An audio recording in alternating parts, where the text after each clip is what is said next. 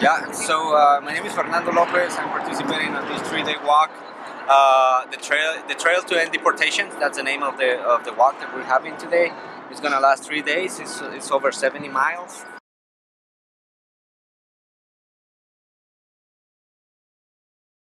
There's a lot of people here that have family members in detention. Me personally, I have my brother. He is in the Otay Detention Center in San Diego. He tried to cross the border. He was detained. He was denied his interview of credible fear. He was seeking asylum. Uh, we need to bring attention to these cases. Like, he doesn't have a criminal background. He doesn't have anything like, that will make him a priority to be deported. And that's the same that is happening with many of these families. They have family members that have been in detention for over a year, over 2 years, and nothing's happening. They don't even they've been denied the right of to due process.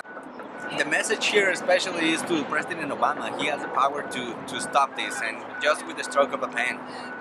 We're doing this walk today. It's a 3-day walk. We're risking the people being dehydrated, but that's what people are willing to do for their families. We've tried everything.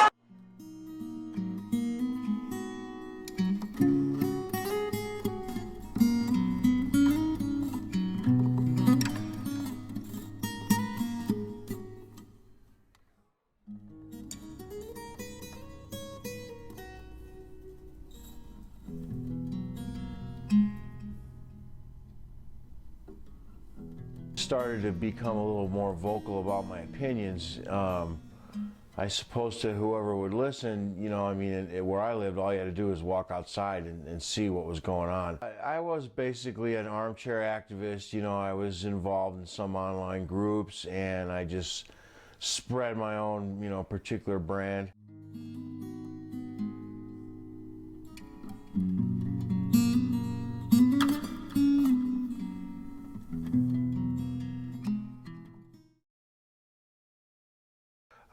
I signed petitions. I championed a couple of petitions through the internet, trying to get those to sign.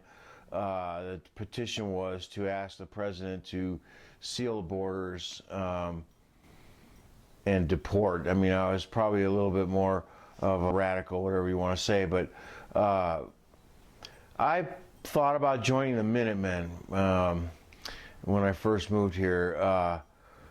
I was that irritable about it, especially the stories about the ranchers in southern Arizona that have their ranches just taken over by drug smugglers and human smugglers, and they start, peeing on your bushes, then pretty soon it's killing one of your cows, then the next thing it's burglarizing your house. And these people are not doing anything, they're just living their life, and they're being invaded by people who don't care.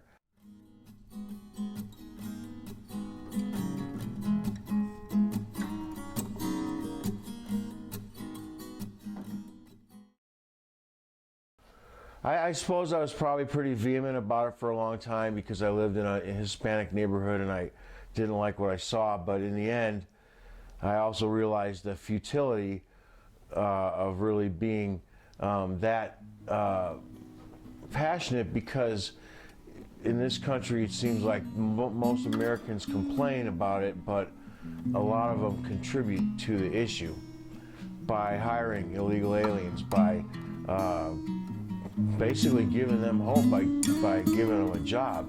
Once there's a job involved, then there's relatives to be brought into the country. I'm not an anti-humanist. I just believe that these people's countries need to be able to support them. And I understand that they flee these countries for various reasons.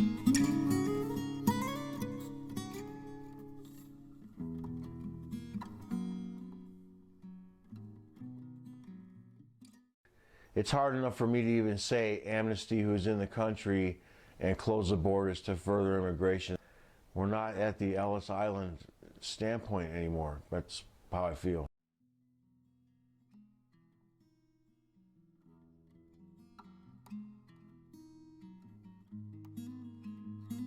Chicanos, Mexicanos, indigenous people, are all that are alive today are all descendants of the, I guess you could say, like the original inhabitants of this continent, and as a result, I think occupy a very distinct political position as well and also a very distinct cultural position.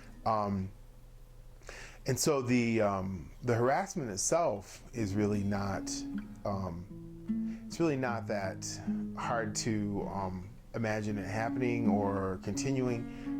It's an ongoing program of oppression, right? That it's been scripted for the last 500 years, and what it does is it works to systematically remove the people from the land. Instead of somebody being able to say, "Oh, I'm from here. This is where my family is from, and we have long, historical roots here." There's always this question of othering, of taking people outside of the law and making them illegal, right? And when we do that in a nation that is supposedly a nation of laws, I mean, what that does is it makes it possible and it makes it easier for populations to be controlled, right? Because after a while, it's not just about what other people think about them, it's about what they think about themselves.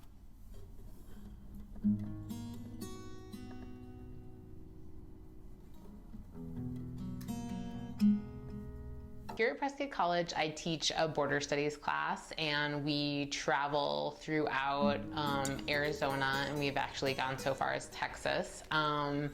And we meet with activists and academics and government officials and law enforcement along the way. And so I've had the opportunity to meet with organizers in Tucson, Arizona, who have been working to end the raids that Sheriff Joe Arpaio has been orchestrating against the Latino community down there, which essentially amounts to terrorizing the communities. And so you can be stopped for having your tail light out and end up getting sent to deportation proceedings, being put in deportation proceedings and being held in detention.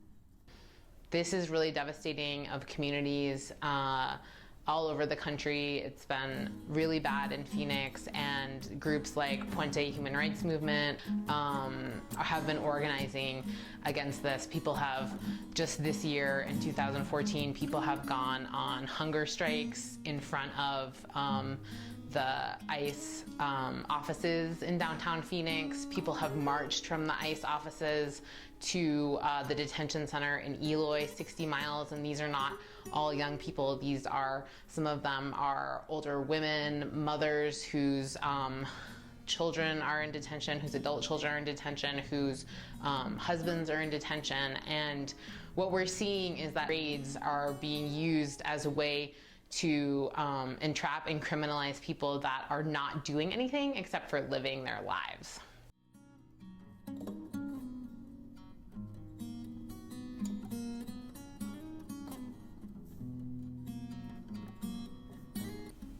When police are used as immigration enforcement, their time and energy is diverted from other tasks that they could be working on.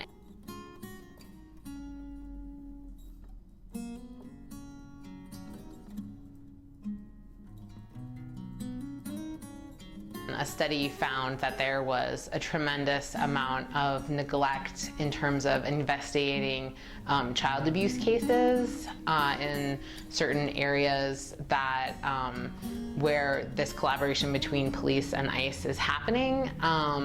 So the idea is that a collaboration between the police and ICE is making communities safer, and we actually see that for the most vulnerable members of our community, such as children and undocumented people, it's making them much more unsafe.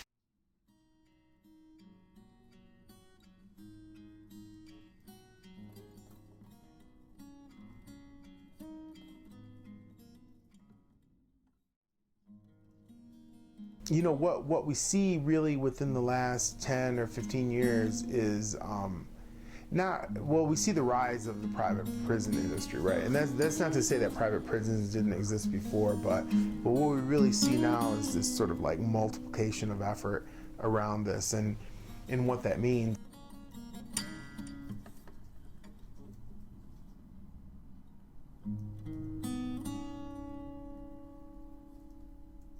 I think that it's always kind of interesting to figure out how we reconcile these things with our ideas of civil liberties, you know, in our society. I think that you know, when you have anytime you privatize something and you take the government out of it, then there is, for many reasons, less oversight, and so abuses begin to grow. The way that prisoners are used in terms of their own work and the way that profits are then split. Because, you know, I mean, if somebody's in jail and they have a job, but what's happening is that corporations are beginning to run a lot of these private prisons, and so then the work that the inmates are doing, I mean, they're making phone calls to people, they're building things in assembly lines, I mean, they're doing all this, right? And, you know, of course, where do these profits go, right? They go to the corporations.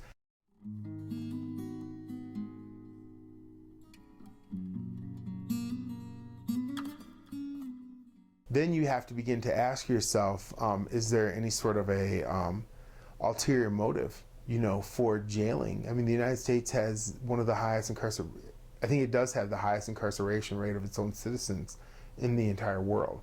And so you have to kind of, you know, ask yourself, is there a correlation between these things, between the profits that are, you know, pulled out from the work that individuals are doing and the rate of incarceration?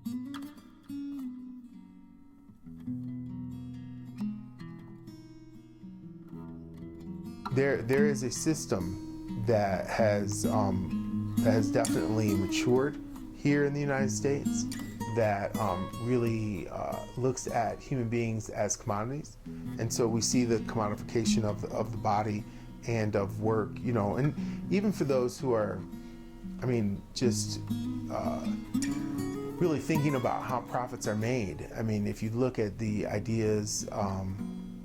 If you look at the idea of surplus value, right? And so, you know, we have we understand that in every work situation, there's a certain amount of time that it takes the worker to produce his own wages, you know? And so everything past that is profit for the company. And I mean, so in these prison settings, I mean, really what you have is this sort of like hyper surplus value, right? Because workers are, you know, they make $1 a day. So everything past that dollar, that's just, you know, pure profit for the company and for the corporation.